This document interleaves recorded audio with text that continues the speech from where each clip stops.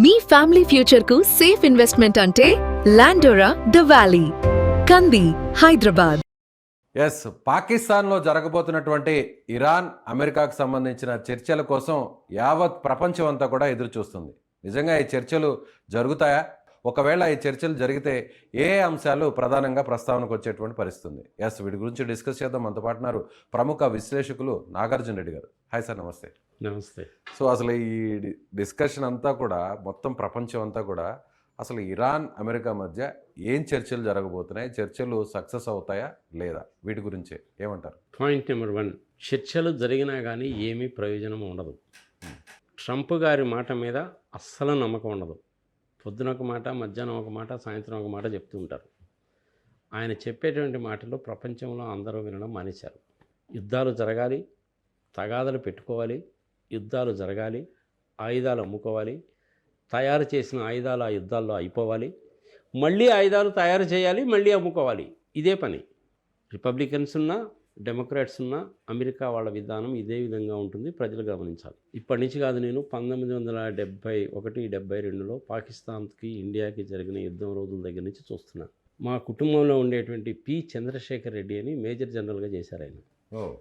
1944లో Indian ఆర్మీలో join అయ్యాడు ఆయన. అప్పటి నుంచి ఇప్పటి వరకు చూస్తూనే ఉన్నాను నేను. చాలా దగ్గరగా చూశారు. చాలా దగ్గరగా చూశాను. మిగిలినటువంటి ప్రెసిడెంట్స్కి రెండవసారి 47వ ప్రెసిడెంట్గా ట్రంప్ గారు ఎలక్ట్ అయిన తర్వాత చాలా తేడా వచ్చేసింది. అంతకుముందు ప్రెసిడెంట్గా ఉన్నప్పుడు ఓకే, ఇప్పుడు ప్రెసిడెంట్గా ఉండడం అనేటువంటిది అమెరికా ప్రజలు ఇష్టం. వాళ్ళు ఎన్నుకున్నారు, మీరు నేను ఎవరు కాదనడానికి. వాళ్ళకి ఇష్టమైంది వాళ్ళకి ఎన్నుకున్నారు. మీకు ఇష్టం ఉండొచ్చు, ఇష్టం లేకపోవచ్చు, that is a different thing. కానీ ఇప్పుడు పరిస్థితి ఏంటంటే అమెరికన్స్కే ఇష్టం లేదు. $2.50 గ్యాలన్ ఆయిల్ ఖరీదు అనేటువంటిది $4.50 అయ్యేసరికి వాళ్ళల్లోనే విముఖత వచ్చింది. ఇన్ఫ్లేషన్ పెరిగింది, కాస్ట్ ఆఫ్ లివింగ్ పెరిగింది, అన్నీ కూడాను అస్తవ్యస్తంగా ఉంది. అమెరికాలోనే వాళ్ళల్లోనే వ్యతిరేకత వచ్చింది. ప్రపంచం సంగతి తర్వాత. అసలు యాక్చువల్గా యుద్ధం అనేటువంటిది ఇజ్రాయిల్ వాళ్ళకి ఇరాన్ వాళ్ళకి జరుగుతుంది. ఇజ్రాయిల్ వాళ్ళకి లిబియా వాళ్ళకి ఇప్పటికి కూడా జరుగుతూనే ఉంది. ఇది ఒక నేపథ్యం. మధ్యలో అమెరికా వాళ్ళు ఎందుకు వచ్చారు? వాళ్ళు ఎప్పుడైనా ఇలాగే వస్తారు. సో అక్కడ యురేనియం శుద్ధి చేసింది ఉంది, అలా అయినా అణ్వాయుధాలని ఇరాన్ తయారు చేస్తుంది, దానివల్ల ప్రపంచానికి మానవాళ్ళకి కూడా ఒక ముప్పు ఉంది అనేది అమెరికా చెప్తున్నమాట. మరి అమెరికా వాళ్ళ దగ్గర కూడా ఉన్నాయిగా, మరి అది ప్రపంచానికి ముప్పు కాదా? కానీ ఇక్కడ దగ్గర ఉన్నాయి ముప్పు కాదా? ఉగ్రవాదం అంతా కూడా ఇరాన్నే పెంచి పోషిస్తుంది. పాకిస్తాన్ వాళ్ళ దగ్గర కూడా మరి ఉగ్రవాదులను పెంచి పోషిస్తున్నారు కదా, వాళ్ళ దగ్గర అణ్వాయుధాలు ఉన్నాయి కదా. ట్రంప్ దాని గురించి ఎందుకు అడగరు? పాకిస్తాన్ అయితే అమెరికాకి దోస్తు కదా, అమెరికా ఏది చెప్తే అది చేస్తుంది కదా. అదే మరి, నీకు ఉగ్రవాదము అనేటువంటిది నీకు ఇరాన్లో ఉంది, పాకిస్తాన్లో కూడా ఉంది. మరి పాకిస్తాన్ ఎందుకు సపోర్ట్ చేస్తున్నావు? ఇరాన్ ఎందుకు వ్యతిరేకిస్తున్నావు? నీకంటే ఒక పాలసీ ఉందా? ఉగ్రవాదము అంటే ప్రపంచానికి మొత్తానికి ఉగ్రవాదమే. మరి అలాంటప్పుడు పాకిస్తాన్ విషయంలో ఒక రకంగా, ఇరాన్ విషయంలో ఒక రకంగా అంటే ఎట్లా? పాకిస్తాన్ అంటే కూర్చో అంటే కూర్చుంటుంది, లే అంటే లేస్తుంది, అమెరికా చెప్పినట్టు. ఇప్పుడు ఇరాన్ కూడా అలా మలుచుకోవాలనే ప్రయత్నం ఏమో కదా. మరి కుదరదు. పాకిస్తాన్ అనేటువంటిది ఒక అడుక్కు తినే దేశము. వాళ్ళు ఎలా చెప్తే అలా వింటారు. కానీ ఇరాన్కి 5,000 సంవత్సరాల చరిత్ర ఉంది. ఇరాన్ అనేటువంటిది ఇప్పుడంటే ఇస్లాం రిపబ్లిక్ అనేసి అంటున్నారు, కానీ అది ఇస్లాం రిపబ్లిక్ కాదు. ఒరిజినల్గా అది పర్షియన్స్ది, పర్షియా అది లెక్క. అంటే పార్సీస్. మన ఇండియాలో ఉండేటువంటి గోడ్రేజ్, టాటాస్ కూడా పార్సీసే, ఎప్పుడో వచ్చేసారు. పార్సీస్ అనేటువంటి వాళ్ళు మంచి వ్యక్తులు, మంచి సాంప్రదాయం ఉన్న వ్యక్తులు, నాగరికత ఉన్నటువంటి వ్యక్తులు. వాళ్ళకంటూ సపరేట్ లాంగ్వేజ్ ఉంది, స్క్రిప్ట్ ఉంది, అన్నీ ఉన్నాయి వాళ్ళకి. అదొక సివిలైజేషన్. అది నేను ఆ సివిలైజేషనే నాశనం చేస్తానంటాడు ఆయన. అసలు అమెరికాకి సివిలైజేషన్ లేదు. భారతదేశానికంటే ఇండస్ వ్యాలీ సివిలైజేషన్ ఉంది, ఇరాన్స్కి పర్షియన్ సివిలైజేషన్ ఉంది, గల్ఫ్ సివిలైజేషన్ ఉంది, చైనా వాళ్ళకి చైనీసీ సివిలైజేషన్ ఉంది, జపాన్ వాళ్ళకి సివిలైజేషన్ ఉంది. అదేవిధంగా పెరు లాంటి దేశాలకు కనుక మీరు కనుక వెళితే అక్కడ కూడాను సివిలైజేషన్ ఉంది. ఈ సివిలైజేషన్స్ అనేటువంటిది ప్రపంచవ్యాప్తంగా ఒకళ్ళకి సంబంధాలు లేనప్పుడు వచ్చినటువంటి వ్యవహారాలు ఇవన్నీ. అమెరికన్స్కి సివిలైజేషన్ లేదు, యూరోపియన్స్కి సివిలైజేషన్ లేదు, కానీ ఇరాన్కి సివిలైజేషన్ ఉందిగా. సివిలైజేషన్నే నాశనం చేస్తానంటాడు. సివిలైజేషన్ అంటే ఏందో అర్థం తెలియని వ్యక్తి నేను సివిలైజేషన్ నాశనం చేస్తాడు అంటే దాని అర్థం ఏంటి? ఆ సివిలైజేషన్ గొప్పది అనేగా అర్థం. ఇరాన్ నాగరికతను ఒక రకంగా ట్రంప్ పరోక్షంగా పొగిడినట్టే. అంతేగా మరి. అమెరికా అనేటువంటిది చాలా గొప్ప దేశము. 250 సంవత్సరాల పైన ఇండిపెండెన్స్ వచ్చింది, డెమోక్రాటిక్ నేషన్. అది దేశాలకి, అన్ని దేశాలకి సంబంధించిన వ్యక్తులు అక్కడికి వెళ్ళారు. రెండవ ప్రపంచ యుద్ధం తర్వాత ఇంకా ఎక్కువ మంది వెళ్ళారు. రెండవ ప్రపంచ యుద్ధం జరిగినప్పుడు హిట్లర్ గారి దెబ్బకి 60 లక్షల మంది జ్యూస్ని చంపేశాడు. మిగిలిపోయిన జ్యూస్ అందరు కూడా చాలామంది అమెరికా వెళ్ళారు. ఇప్పుడు అమెరికాలో పెద్ద పెద్ద వాణిజ్య సంస్థలు ఏవైతే ఉన్నాయో వాటన్నిటిని కూడాను వెనక ఉండేది జ్యూసే. కొంతమంది సైంటిస్టులను అమెరికా వాళ్ళు పట్టుకుపోయారు, కొంతమంది సైంటిస్టులు ఏమో రష్యా వాళ్ళు పట్టుకుపోయారు. వాళ్ళిద్దరికి మధ్య కోల్డ్ వారు, that is a different issue. మరి ఇప్పుడు మీరు అడుగుతున్న దానికి పరిస్థితికి అసలు చర్చలకి ప్రధానంగా ఏ అంశాలు ప్రస్తావనకు వస్తాయి? ఎక్కడ పీట ముడిపడే అవకాశం ఉంది? అన్నీ పీఠముడే, ప్రతిదీ కూడా. అమెరికా వాళ్ళు మొట్టమొదట చెప్పినటువంటిది రిజీమ్ చేంజ్ చేస్తాము, రాచరిక వ్యవస్థని తీసేస్తాము, ముల్లాలని తీసేస్తాము. అది వాళ్ళ ప్రధానమైంది. అది కుదరలేదు, అయిపోయిందా? రెండవది, మీ దగ్గర 460 కేజీల 60% శుద్ధి చేసినటువంటి యురేనియం ఉన్నది, మీరు అది బాంబులు తయారు చేయడానికి ఉపయోగిస్తారు, అది హౌతీస్ లాంటి వాళ్ళ ఉగ్రవాదుల చేతుల్లోకి పోతే ప్రపంచానికి దెబ్బ. అది వాళ్ళ రెండో వాదన.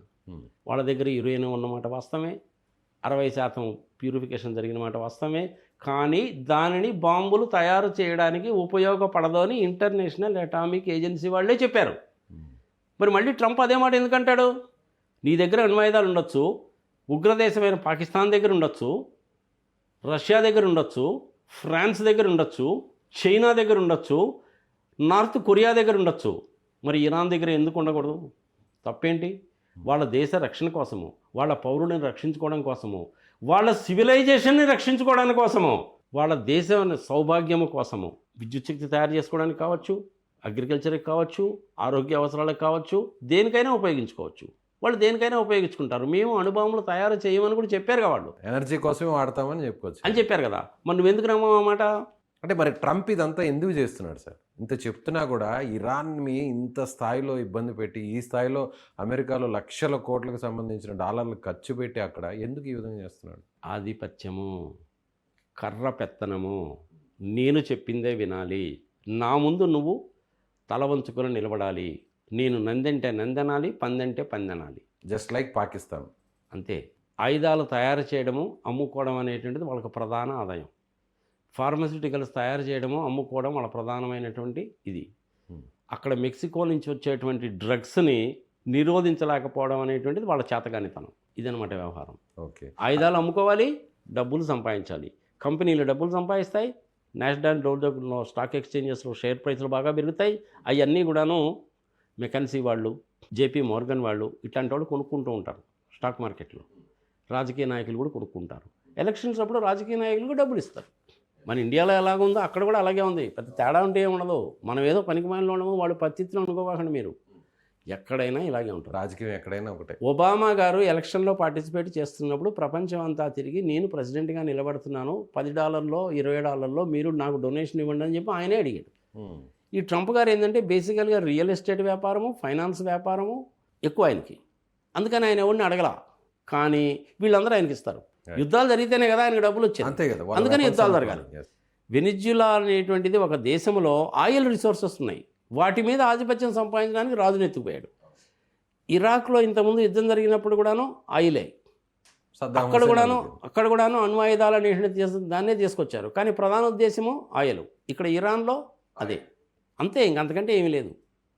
పాకిస్తాన్ ఉగ్రదేశమే, మరి అమెరికాకు సంబంధించిన అణ్వాయుధాలన్నీ తీసుకెళ్ళి పాకిస్తాన్ కొండలో పెట్టుకున్నారు, కిరాణా హిల్స్లో పెట్టుకున్నారు. అందుకనే కదా అంతా హడావుడి చేసింది లాస్ట్ టైం. ఆపరేషన్ సింధూర్లో మనం వేసిన మిసైల్ దెబ్బకి అమెరికా కూడా వణికిపోయింది. కారణం ఏంటి? పాకిస్తాన్కి నిజంగా అణ్వాయుధాలు తయారు చేయగలిగినంత సీన్ లేదు. అక్కడ ఉన్న ఆయుధాలన్నీ అమెరికా వాడే.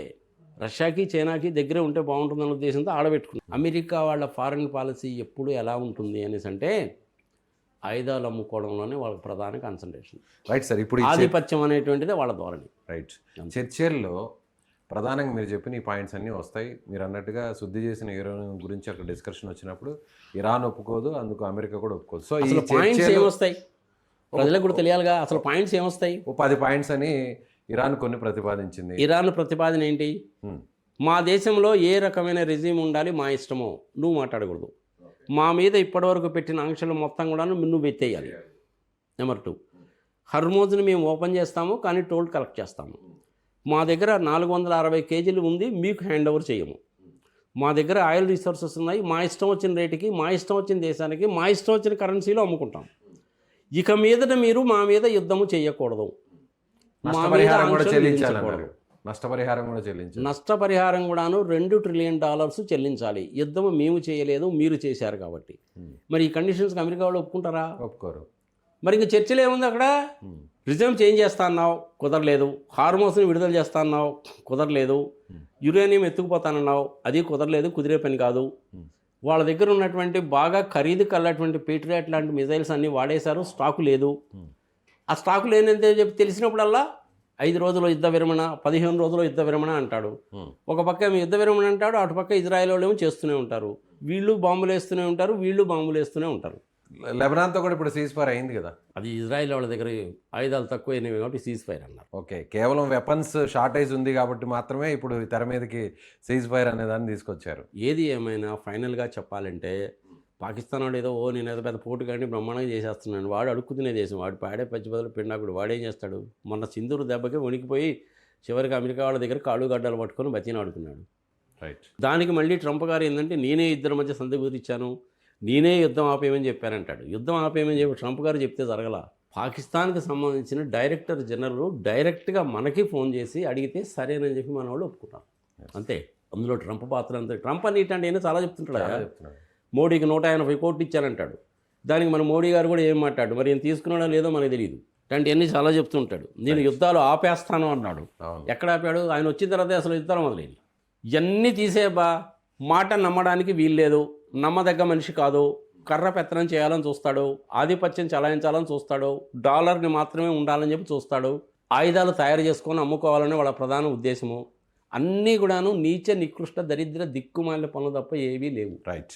ఇరాన్ వాళ్ళు ఒప్పుకోరు. చర్చలు జరగడం అనేటువంటిది వేస్ట్.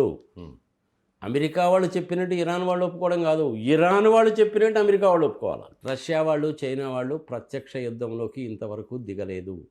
హార్మోజ్ని ఓపెన్ చేస్తామన్నారు, 12 కంట్రీలకు పర్మిషన్ ఇచ్చారు. అమెరికా వాళ్ళు చేసినటువంటి పనికి మళ్ళీ వాళ్ళు క్లోజ్ చేసామన్నారు. దీని మూలకంగా ఎవరికి నష్టం అంటే చైనా వాళ్ళకి, ఇండియా వాళ్ళకి, అందరికీ నష్టమే కదా అంటారు. చైనా వాళ్ళని అలౌ చేశారు, మనల్ని అలౌ చేశారు. మళ్ళీ మధ్యనే కదా. మళ్ళీ మేము క్లోజ్ చేస్తున్నాము, సంగతి సమాచారం అంటే మీరు మా మీద అనవసరంగా బాంబులు వేయకండి, మేము వెనక్కి వెళ్ళిపోతున్నామని మన ఇండియన్ షిప్స్ వాళ్ళే చెప్పారు. అంతకుముందు 2-3 షిప్స్ వచ్చినాయి. అమెరికా వాళ్ళకి ఆయిల్తో అవసరమే లేదు, ఇరాన్ ఆయిల్తో అమెరికా వాళ్ళకి అవసరం లేదు, వాళ్ళకి సఫిషియెంట్ ఆయిల్ ఉంది. మరి ఇబ్బంది పడేది ప్రపంచాలే. ఏషియాలో ఉన్న ప్రధానంగా యూరోపియన్ కంట్రీస్, అలాగే మనం ఏషియాలో ఉన్న మనం కొత్తగా వచ్చిన కాన్సెప్ట్ ఏంటంటే ఇక మీద ట్రేడ్ అనేటువంటిది డాలర్లో జరగదు, రూపాయలో జరుగుతుంది, యూరోస్లో జరుగుతుంది, యువాన్స్లో జరుగుతుంది. ఏ కంట్రీకి ఆ కంట్రీ ఒప్పందాలు చేసుకుంటున్నాయి. ఇక డాలర్ అనేది మర్చిపో. డాలర్ అనేటువంటిది ఏంటంటే పెట్రో డాలర్ అంటారు. 50 సంవత్సరాల అగ్రిమెంట్ ఉంది, అది అయిపోయింది. మనం ఇరాన్ దగ్గర నుంచి ఇంతకుముందు మన అవసరాల కోసం 10% గ్యాస్ ఆయిల్ తెచ్చుకునేవాళ్ళమే, రూపాయలే ఇచ్చేవాళ్ళం వాళ్ళకి. మనం ఎప్పటి నుంచో ఉంది ఇరాన్కి మనకి సంబంధాలు ఇప్పటికీ కాదు.